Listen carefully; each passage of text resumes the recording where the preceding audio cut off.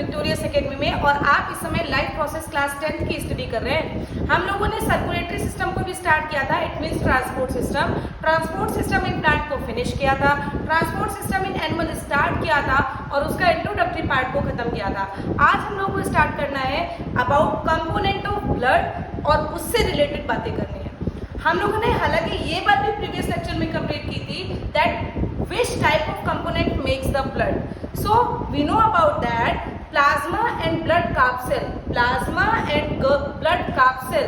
makes complete blood. Clear हो गया?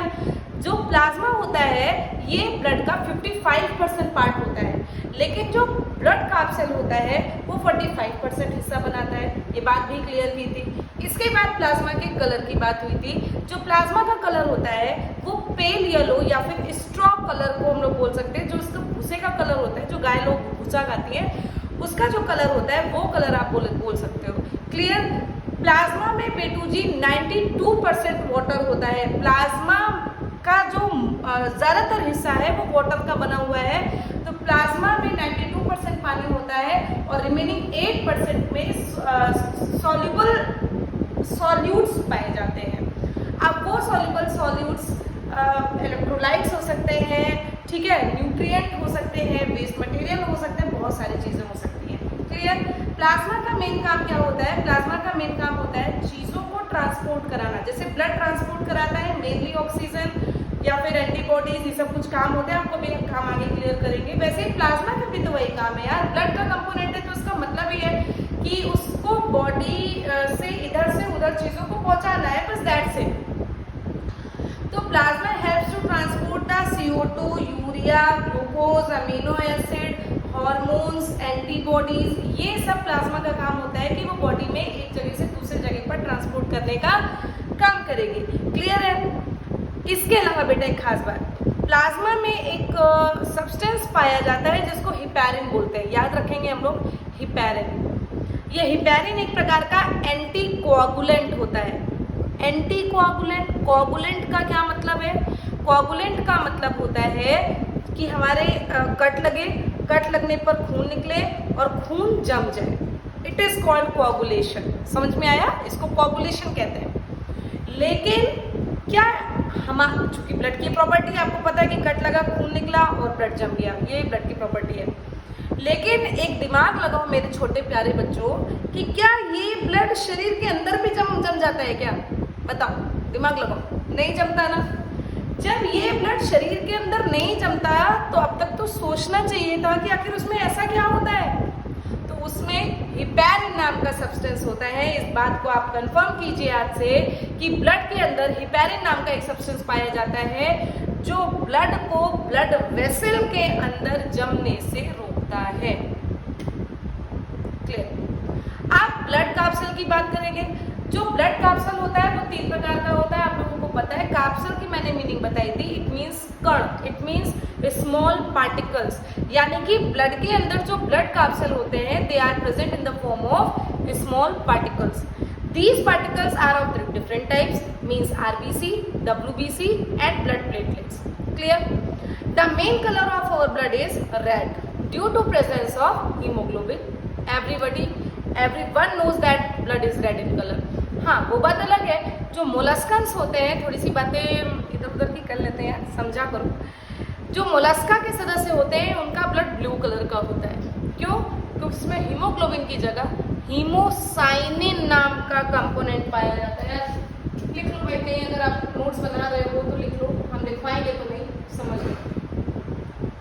Haemocyanin नाम का प्रेजेंट होता है, इसमें कॉपर पाया जाता है, इसलिए इसका कलर ब्लू कलर का होता है। बस जानकारी के पर्पस से, बहुत जानकारी बनना चाह रहे हो, बहुत जानकार किसी चीज़ का तो नोट कर लो, वरना इतना ज़्यादा इनिशियल नहीं है कि आपके लिए बहुत ज़्यादा ज़रूरी होता तो मैं आपको नोट्स में ज़रूर लिखवाती। क्लियर है?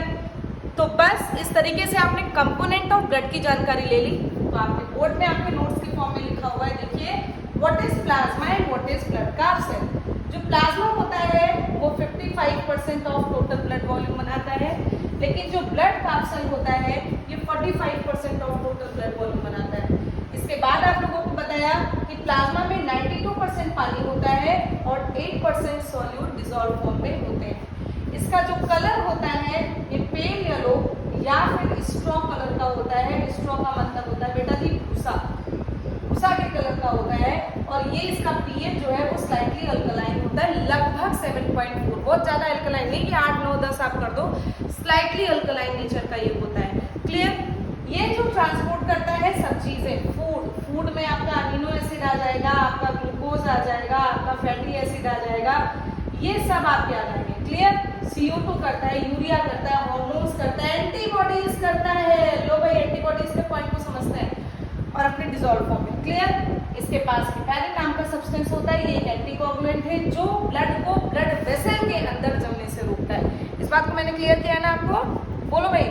ठीक। इसके बाद ब्लड कैप्सूल में अभी बताया कि it means 45% of total blood volume ये बोन मैरो के अंदर बनता है। इस बात को भी कंफर्म किया है? अच्छा नहीं किया तो बोन मैरो क्या होता है मुन्ना? बोलो। ये मान लो आपकी बोन्स है, इस बोन के अंदर एक कैविटी होती है, उस कैविटी के अंदर फैटी टिश्यू भरा होता है, उसी को हम लोग बोन मैरो कहते हैं, उसी को हम लोग बोन मैरो कहते हैं। और इसी बोन मैरो के अंदर ही आपके ब्लड सेल्स का फॉर्मेशन होता है, ब्लड कैप्सूल्स का फॉर्मेशन होता है, चाहे वो आरबीसी हो, चाहे वो डब्ल्यूबीसी हो, और चाहे वो ब्लड का प्लेटलेट्स हो। एकदम क्लियर हो? आपने क्रिश मूवी देखी है? क्रिश, हाँ, उसमें जो काल होता है ना, काल देखा होगा यार। अरे क्या नाम है उस हीरो का? विवेक ओबेरॉय। वो बैठा रहता है और वो उंगली से सब काम करता रहता है, उसकी बोन मैरो खराब होती है। फिर प्रियंका चोपड़ा, अरे यार याद करो मूवी, उसमें बोन मैरो का ही कुछ कॉन्सेप्ट लिया गया है, बस समझ लो यार बोन मैरो क्या है। Bone marrow it's important material for our body, everything is important for our body, but bone marrow is essential. Clear? फिर क्या है, डिफरेंट टाइप्स के होते हैं, आरबीसी, डब्ल्यूबीसी, ब्लड प्लेटलेट्स, इतनी कॉमन बातें तो आप लोगों को पता है, बड़े होशियार हो आप। Very good. इसका स्क्रीनशॉट लीजिए। एक छोटी बात एंटीबॉडीज की कहानी की फॉर्म में समझते हैं। अभी कोरोना हुआ था 2020 में, सभी लोग ये बात सुने तो होंगे, इतने छोटे तो नहीं हो आप लोग, रहे होंगे 7th 8th में, सुना तो होगा ही आप लोगों ने, प्लाज्मा डोनेट हो रहा है, प्लाज्मा डोनेट कर दो, प्लाज्मा डोनेट कर दो, न्यूज में सही या फिर मम्मी पापा से आप लोगों ने सुना होगा। ये प्लाज्मा क्यों डोनेट कर दो, जरा मेरी बातों को सुना है, कॉन्सेप्ट क्यों लिया गया था? देखो, अगर किसी को कोरोना हो गया होगा, ठीक, कोरोना वायरस ने उसको इन्फेक्ट किया, उसका इलाज चला, इलाज के बाद वो ठीक हो गया, इसका मतलब है उसके शरीर के अंदर उस बीमारी के अगेंस्ट एंटीबॉडीज बन गई कि नहीं बन गई। अब उसके जो बीमार व्यक्ति पहले था वो ठीक हो गया, तो उसके शरीर के अंदर अब एंटीबॉडीज बन गई कि नहीं बन गई, तो उसके प्लाज्मा में उसकी एंटीबॉडीज होती हैं बेटा। इसीलिए लोग कहते थे उस समय में, इसीलिए डॉक्टर्स मांग कर रहे थे कि जो लोग कोरोना से ठीक हो गए हैं प्लीज दे डोनेट प्लाज्मा। किन्हीं ने प्लाज्मा डोनेट भी किया, ऐसा नहीं है कि डोनेट नहीं हुआ, लेकिन पब्लिक में बेटा इस चीज़ का डर है कि मैं क्यों डोनेट करूं, या फिर भगवान जाने क्या ही कॉन्सेप्ट रहता है कि मैं क्यों डोनेट करूं। लेकिन ना ऐसा नहीं है, इस दुनिया में कुछ लोगों ने डोनेट भी किया है, कुछ लोगों ने नहीं भी किया है। कुल मिलाकर आपको क्या समझ में आया कि प्लाज्मा के अंदर एंटीबॉडीज पाए जाते हैं इन डिजॉल्व फॉर्म। इसका मतलब अगर कोई बीमारी हो गई तो उसके अगेंस्ट जो लड़ने वाली सेना होती है ना, जिसको एंटीबॉडीज कहते हैं, वो बन के आपकी प्लाज्मा में मौजूद होते हैं। क्लियर हो गया? क्लियर हो गया? Very good, very nice. इसका स्क्रीनशॉट लीजिए, शाबाश। Let's start about what is RBC, WBC and blood platelets. तो बच्चों, आप लोगों ने अभी तक क्लियर करके रखा हुआ है कि जो ब्लड कैप्सूल होता है वो 3 प्रकार का ह्यूमन बॉडी में पाया जाता है, which is RBC, WBC and blood platelets. RBC क्या होता है? आरबीसी के बारे में चीजें क्लियर है, डब्ल्यूबीसी के बारे में चीजें क्लियर है, ब्लड प्लेटलेट्स के बारे में चीजें क्लियर है। बच्चों, इस तरीके से अगर आप सीखोगे तो आपको याद हो जाएगा, साफ सीधी बात है। सबसे पहले आपको सिंथेसिस देखना है। सिंथेसिस में आप लोगों को पहले ही क्लियर कर रखा है, चाहे वो आरबीसी हो, चाहे वो डब्ल्यूबीसी हो, चाहे वो ब्लड प्लेटलेट्स हो, वो सभी का सभी आपका बोन मैरो में बनता है। तो आप सिंथेसिस दिखाओगे, red bone marrow, red bone marrow, red bone marrow, किसी में कोई चेंज नहीं है, यानी कि every blood capsule is produced in red bone marrow. Shape की बात करें मुन्ना, तो आपके आरबीसी का शेप बाइकॉनकेव शेप का होता है, कुछ ऐसी ब्लड कैप्सूल्स होती हैं आपकी, ठीक है, इस तरीके से दोनों तरफ से कॉनकेव शेप, बाइकॉनकेव शेप की सेल्स होती हैं। क्लियर? डब्ल्यूबीसी की शेप की बात करें तो ये राउंडेड टू इररेगुलर होता है, राउंडेड टू इररेगुलर होता है, इस बात को ध्यान रखेंगे। और जो ब्लड प्लेटलेट्स होती है ये वेरियस शेप्स की होती है, इसमें तो कोई बात ही नहीं आपको याद करनी। ठीक, न्यूक्लियस की बात करते हैं, वेरी इंपॉर्टेंट। आरबीसी में न्यूक्लियस पाया ही नहीं जाता, मैमल की आरबीसी में न्यूक्लियस नहीं पाया जाता है, याद रखेंगे। लेकिन एक एक्सेप्शन है और वो है कैमल। कैमल एक ऐसा मैमल है जिसकी आरबीसी में न्यूक्लियस नहीं पाया जाता, लेकिन डब्ल्यूबीसी की सेल में न्यूक्लियस पाया जाता है, इस बात को ध्यान में रखेंगे। और फिर ब्लड प्लेटलेट्स में भी नहीं पाया जाता। क्लियर। लाइफ स्पान, जीने की अवधि, यानी कि कितने लंबे समय तक आपका ये जो सेल्स है ये चलती है, तो याद रखना 120 दिन तक चलती है। जो आपकी आरबीसी की सेल्स है वो 120 डेज की उनकी लाइफ साइकिल होती है, उसके बाद वो खत्म हो जाती है। अब यार स्प्लीन वगैरह आपके सिलेबस में नहीं है, नहीं हम आपको ये भी बताते हैं, चलो लिखवा ही दे रहे हैं। एक स्ट्रक्चर आपके शरीर में होता है जब आरबीसी मर के वहां जाती है। ग्रेवयार्ड का मतलब कब्रिस्तान, और उस पार्ट को हम लोग स्प्लीन कहते हैं। याद कर लो, अच्छी चीज है, जानकारी बनी रहेगी तो बढ़िया ही है। ग्रेवयार्ड ऑफ आरबीसी को स्प्लीन कहा जाता है। एकदम समझ में आया सभी को? Very good. तो लाइफ स्पान आरबीसी का 120 डेज का, डब्ल्यूबीसी का 12 घंटे से सेवरल डेज का। इनका लाइफ स्पान छोटा होता है यार, जल्दी जल्दी। इसीलिए बेटा कहा जाता है कि एक जब आप लोग एडल्ट हो जाओ, मतलब 25 साल 20 साल के बाद, अगर आप 20 साल 25 साल के बाद आप लोग बड़े हो जाते हो और अगर आपका हीमोग्लोबिन वगैरह सब ठीक है, आप बिल्कुल हेल्दी इंडिविजुअल हैं, तो ब्लड डोनेट करते रहना चाहिए। ठीक है, वो डॉक्टर ही बता देगा कि आप एबल हैं कि नहीं है। अगर आप एबल नहीं होंगे तो नहीं होगा डोनेट, और अगर आप हैं एबल तो डोनेट हो जाएगा। क्लियर है? मैंने भी एक बार डोनेट किया है। ठीक, इसके बाद अगर बात करें तो 7 से 10 दिन का होता है ब्लड प्लेटलेट। 7 से 10 दिन का होता है ब्लड प्लेटलेट्स। क्लियर। हीमोग्लोबिन की बात करें तो हीमोग्लोबिन आरबीसी में प्रेजेंट, डब्ल्यूबीसी में एब्सेंट, ब्लड प्लेटलेट्स में एब्सेंट। हीमोग्लोबिन आरबीसी में होता है, पता है, इसीलिए तो आरबीसी रेड कलर की होती है। डब्ल्यूबीसी में कोई कलर नहीं होता, तो इसलिए उसमें नहीं है, और ब्लड प्लेटलेट्स में भी कोई कलर नहीं होता, इसलिए वो भी नहीं है। ठीक, नंबर याद कर लो। नंबर देखो यार, सबसे ज्यादा आपको डब्ल्यूबीसी का ही नंबर दिखेगा, 5000 to 8000 मिलियन पर एमएल। आरबीसी का होता है 4.5 to 5 मिलियन पर एमएल, और ब्लड प्लेटलेट्स का होता है 0.15 to 0.45 मिलियन पर एमएल। क्लियर। इसके बाद अगर आप फंक्शन की बात देखें तो फंक्शन भी आप लोगों को थोड़ा थोड़ा बता चुके, लेकिन सुनते हैं, सुनिएगा। जो आपका हीमोग्लोबिन होता है वो ऑक्सीजन को पकड़ता है और पूरी बॉडी में ट्रांसपोर्ट कराता है। मेन आरबीसी का यही काम है, मेन आरबीसी का यही काम है। लेकिन इसके अलावा भी आरबीसी काम करते हैं। जैसे हम लोगों ने खाना खाया, खाना खा के खाना एब्जॉर्ब हो गया, अभी डाइजेस्टिव सिस्टम में पढ़ा के आ रहे हैं, खाना खा के एब्जॉर्ब हो गया, वो एब्जॉर्ब हुआ कहाँ? ब्लड में, और उस ब्लड से पूरे शरीर में वो पहुंचाया जा रहा है। यार ये सब तो पढ़ा चुके हैं आपको, यानी कि ऑक्सीजन के साथ साथ न्यूट्रिएंट भी पार्टिसिपेट करते हैं ट्रांसपोर्टेशन में with the help of RBC. ठीक है, क्लियर हुआ? अच्छा, इसके अलावा वेस्ट मटेरियल आपके कहाँ बनते हैं? बॉडी में वेस्ट मटेरियल बनता है, बोलो यार। बॉडी में वेस्ट मटेरियल बनता है खूब सारी रिएक्शन करके, वो वेस्ट मटेरियल इसी आरबीसी के थ्रू पहुंचाया जाता है किधर? किडनी की तरफ। चलो भाई, वेस्ट मटेरियल छानो और यूरिन के माध्यम से बाहर निकलो, पता होगा यार, सब अभी फंक्शन ऑफ ब्लड आपको क्लियर और करवाते हैं। ठीक, तो इसका मेन काम आरबीसी का देखिए, इट हेल्प्स टू ट्रांसपोर्ट। यार मेन ऑक्सीजन और न्यूट्रिएंट्स के बारे में लिखा है, भूलना मत। जो आरबीसी होता है वो ट्रांसपोर्ट करता है oxygen and nutrients to all cells, पूरे बॉडी में पहुंचाता है, और बॉडी में जो वेस्ट और CO2 होता है उसको वहां से ले जाता है। चलो चलो चलो, यहाँ से चलो, बाहर निकलो। CO2 हो तो बाहर जाओ, और अगर वेस्ट मटेरियल है तो भैया यूरिन के माध्यम से या फिर फिसीस के माध्यम से बाहर निकालो। क्लियर। डब्ल्यूबीसी का इंपॉर्टेंट काम बेटा, डब्ल्यूबीसी की बहुत सारी सेल्स होती हैं, बहुत लिखवा दें छोटा सा बना के। वैसे मेरे शॉर्ट्स में आप लोग देखिएगा, देखो भाई, पढ़ो, सर्च करो। मैंने बताया never let monkey eats banana से आपको याद करना है। 5 प्रकार की सेल होती है, neutrophil, lymphocyte, monocyte, never let monkey, eat से इओसिनोफिल्स, बनाना से बेसोफिल। क्या टफ है यार, नहीं याद कर पाओगे? कर लो।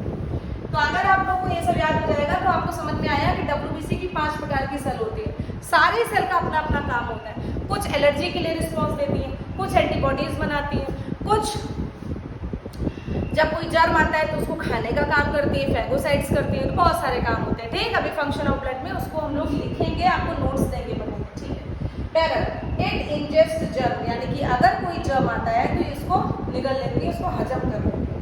And forms antibodies against antigen. बेटा बाहर से जो कुछ भी हमारे शरीर के अंदर आता है they are called foreign bodies. Foreign का मतलब बाहरी, हमारे शरीर के लिए तो बाहरी ही है, बैक्टीरिया हो गया, वायरस हो गया, डस्ट हो गया, ये सब तो हमारे शरीर के लिए तो बाहरी ही है। फॉरेन बॉडीज को हम लोग एंटीजन कहते हैं। सीखो, फॉरेन बॉडीज को हम लोग एंटीजन कहते हैं, और उसी एंटीजन के अगेंस्ट WBC की सेल एंटीबॉडीज बनाती है। समझ में आया? चीजों को समझो यार, नहीं तो कैसे काम चलेगा। फॉरेन बॉडीज, जो भी बाहरी कोई भी बॉडी अगर आपके शरीर में एंट्री कर जा रही है, जैसे आपके शरीर में कोई बैक्टीरिया आ जा रहा है, आपके शरीर में कोई वायरस आ जा रहा है, आपके शरीर में कोई डस्ट आ जा रहा है ना, ये सब चीज़ें आ जा रही हैं, तो आप लोगों को देखो या तो एलर्जी होने लगेगी, या बुखार होने लगेगा, सर दर्द होने लगेगा, पेट दर्द होने लगेगा, ये सब रिस्पॉन्स आने लगते हैं ना। क्यों? क्योंकि आपकी WBC एक्टिवेट हो जाती है, और WBC एक्टिवेट करके या तो उन जर्म सेल्स को खा जाता है या उसके अगेंस्ट एंटीबॉडीज बना देता है। अब तक क्लियर हो गया होगा? तो जो फॉरेन बॉडीज होती है उनको क्या कहते हैं मुन्ना? एंटीजन। उसके अगेंस्ट क्या बनाता है WBC? एंटीबॉडीज। वेरी गुड, शाबाश। ब्लड प्लेटलेट्स के काम की बात करते हैं। बेटा कहीं भी खून अगर, अब ये नहीं कि तुम्हारा हाथ ही कट गया तभी ब्लड प्लेटलेट्स काम करेंगे, इतने हाई लेवल पर नहीं यार, लेकिन अगर आपको छोटा मोटा कहीं कट लगता है और छिल जाता है, छोटा मोटा कट लग जाता है, तो आप थोड़ा सा उसको दबा दोगे थोड़ी देर के लिए, तो थोड़ी देर बाद अपने आप ब्लड क्लॉट हो जाता है। तुम्हारे दबाने से ब्लड क्लॉट नहीं हुआ मुन्ना, वो ब्लड प्लेटलेट्स ने अपना काम किया है। ठीक है, दबाने से थोड़ा सा असर होता है, आपका थोड़ा सा खून जो बह रहा होता है उसमें रोक लगती है, बैरियर होता है, लेकिन मेन काम कौन करता है? मेन काम आपका ब्लड प्लेटलेट्स करता है। बहुत सारी इसकी प्रोसेसिंग है, कभी अगर चूंकि आपके सिलेबस में है नहीं इसलिए मैं पढ़ाऊंगी नहीं, लेकिन हाँ फिर भी मेरे नोट्स में, मेरे चैनल पे आपको कभी ना कभी मिलेगा कि कैसे ब्लड क्लॉट का फॉर्मेशन होता है। बहुत सारे बेटा इसमें प्रोटीन्स होते हैं, जैसे थ्रोम्बोप्लास्टिन, जैसे फाइब्रिनोजेन, फाइब्रिन, ये सब प्रोटीन्स की वजह से ब्लड क्लॉट होता है। लेकिन फिर भी ब्लड क्लॉट करने में मदद कौन सी सेल करती है? वो ब्लड प्लेटलेट्स करती है। क्लियर हो गया? तो क्या लिख रखा है? It helps in blood clotting in place of injury. समझ में आ गया होगा आप लोगों को कि क्या होती है RBC, क्या होता है WBC एंड क्या होता है blood platelets. So please take screenshot. इसके बाद हम लोग पढ़ेंगे about function of blood.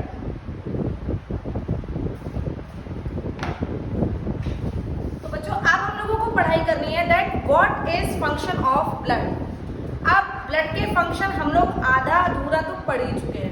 Complete study करने के लिए, इसको स्टेप वाइज नोट्स बनाने के लिए आप लोगों को हेडिंग वाइज पढ़ना है। जैसे पहली हेडिंग हो जाएगी आपकी इन ट्रांसपोर्टेशन। अब यार ब्लड कोई एक चीज का ट्रांसपोर्टेशन तो करता नहीं है। ब्लड में आपके प्लाज्मा होते हैं, WBC होती है, RBC होती है, ब्लड प्लेटलेट्स होते हैं, तो अलग अलग चीजें अलग अलग चीजों को ट्रांसपोर्ट करेंगे कि नहीं करेंगे? कहाँ कहाँ के लिए करेंगे वो हम लोग अब सीखेंगे। देखिए सबसे पहली हेडिंग है इन ट्रांसपोर्ट ऑफ वेरियस सब्सटेंस। देखिए बच्चा, सबसे पहले जो डाइजेस्टेड और एब्जॉर्ब न्यूट्रिएंट्स होते हैं, जो हम लोग खाना खाकर डाइजेस्ट करते हैं, एब्जॉर्ब करते हैं, लाइक जैसे ग्लूकोज हो गया, अमीनो एसिड हो गया, फैटी एसिड हो गया, विटामिन्स हो गए, मिनरल्स हो गए, ये सब जो हम लोग खाकर एब्जॉर्ब कर रहे हैं, they are transported to the liver. देखो ये भेजे कहाँ जाते हैं मुन्ना? ये लीवर की तरफ भेजे जाते हैं ताकि वो वहां पर थोड़े बहुत स्टोर हो जाए। देखो पहले तो काम होता है जो हमारे शरीर में, जहां जहां पर उसका काम होगा पहले तो काम कंप्लीट होगा, लेकिन अगर उसकी मात्रा कुछ बच गई तो उसको लीवर की तरफ भेज दिया जाएगा, जाओ बेटा वहां जाकर स्टोर हो जाओ, कभी अगर जरूरत होगी तो फिर से तुमको याद करेंगे, वरना वहीं स्टोर रहना। तो they are transported to the liver और दूसरी बॉडी सेल्स की तरफ भेजा जाता है, जहां पर उसको या तो स्टोर, लीवर में स्टोर किया जाता है, और दूसरे बॉडी सेल में उसको ऑक्सीडेशन किया जाता है ताकि एनर्जी को फॉर्म किया जाए। पहला पॉइंट खत्म।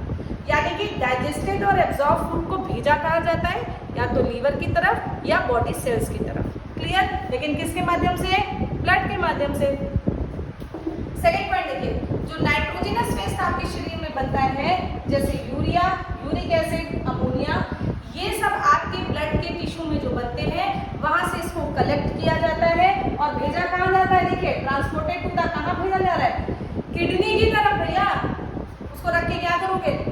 नाइट्रोजनस वेस्ट को अपने शरीर के अंदर रख के करोगे भी क्या, कोई फायदेमंद नहीं, बल्कि आपकी बॉडी को बीमार कर देगा वो, ठीक, टॉक्सिक होता है। तो इसलिए इनको बाहर निकालना ही सबसे ज़्यादा ज़रूरी है। तो ब्लड कलेक्ट करेगा, इसको पूरी बॉडी टिश्यू से और किडनी की तरफ भेज के कहेगा भैया इसको जल्दी से जल्दी बाहर निकालो, और सुसु बॉडी के द्वारा इसको बाहर निकाल दिया जाता है। Clear? The nitrogenous waste like urea, uric acid, ammonia, they are collected from the tissue of the body and transported to the kidney. Clear? Third point पे देखो, जो हमारा प्लाज्मा होता है वो भी तो चीजों को ट्रांसपोर्ट करता है। तो क्या ट्रांसपोर्ट कर रहा है, देखो हार्मोन्स ट्रांसपोर्ट कर रहा है, और हार्मोन्स जहाँ से निकलते हैं वहां से इसको लाकर भेजा जाता है कहीं और, ताकि प्रॉपर कोऑर्डिनेशन हो पाए। देखो हमारे शरीर में ग्रोथ हार्मोन निकलता है, एक छोटा सा एग्जांपल के साथ समझेंगे। हमारे शरीर में ग्रोथ हार्मोन निकलता है, हम लोग जब पैदा होते हैं तो उस ग्रोथ हार्मोन का काम हो रहा होता है।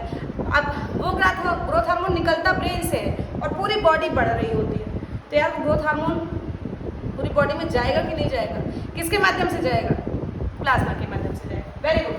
Plasma of the blood transported hormones and helps in systematic coordination in the working of the body. तो समझ में आ गया होगा, प्लाज्मा क्या ट्रांसपोर्ट करवाती है, हार्मोन करवाती है, CO2 करवाती है, अदर मटेरियल्स करवाती है। हीमोग्लोबिन वेरी इंपॉर्टेंट, बता चुके हैं हीमोग्लोबिन का काम क्या है। हीमोग्लोबिन जो आरबीसी में पाया जाता है बेटा, ये ऑक्सीजन को ट्रांसपोर्ट कराने में मदद करता है, किसके फॉर्म में, ऑक्सी हीमोग्लोबिन के फॉर्म में। और ऑक्सी हीमोग्लोबिन के फॉर्म में ये हर बॉडी टिश्यू को पहुंचाता है, क्योंकि हर बॉडी टिश्यू के पास ऑक्सीडेशन ऑफ फूड होना है। यार हमको एनर्जी प्राप्त करनी है तो ऑक्सीजन नहीं लाएंगे, खाना तो पहुंच गया, इस लाइन के माध्यम से खाना तो पहुंच गया। अब खाने को ऑक्सीडाइज कौन कराएगा, ऑक्सीजन। उस ऑक्सीजन को कौन पहुंचा रहा है, हीमोग्लोबिन। ऑक्सीडाइज करा के एनर्जी नहीं बन जाएगी, वेरी गुड। ऑक्सीजन के साथ साथ क्या CO2 नहीं ट्रांसपोर्ट कराओगे क्या मुन्ना, लेकिन CO2 को प्लाज्मा भी ट्रांसपोर्ट कराता है। तो प्लाज्मा और हीमोग्लोबिन दोनों के दोनों जब CO2 के साथ कंबाइन करते हैं तो हीमोग्लोबिन के साथ अगर कंबाइन हुआ तो मुन्ना उसको हम लोग कार्बामिनो हीमोग्लोबिन कहने लगते हैं, ठीक है। और प्लाज्मा के साथ भी प्लाज्मा में भी डिसॉल्व फॉर्म में CO2 जाएगा, और किसकी तरफ भेजा जाएगा बेटा, लंग्स की तरफ। और लंग्स से फिर हम लोग रेस्पिरेशन जो प्रोसेस चलती है उसके थ्रू हम लोग इस CO2 को बॉडी के बाहर निकाल देते हैं। तो कितनी सारी चीजों का ट्रांसपोर्टेशन हो गया, समझ में आया। हमारे ब्लड के माध्यम से इतनी सारी चीजों का ट्रांसपोर्टेशन होता है। प्लीज टेक स्क्रीनशॉट मुन्ना, इसके बाद हम लोग सेकेंड हेडिंग के बारे में पढ़ेंगे please. Next function of the blood is protection from disease. Protection from disease में आपका कौन सी blood cells main role participate करती है, तो उसका आंसर है WBC।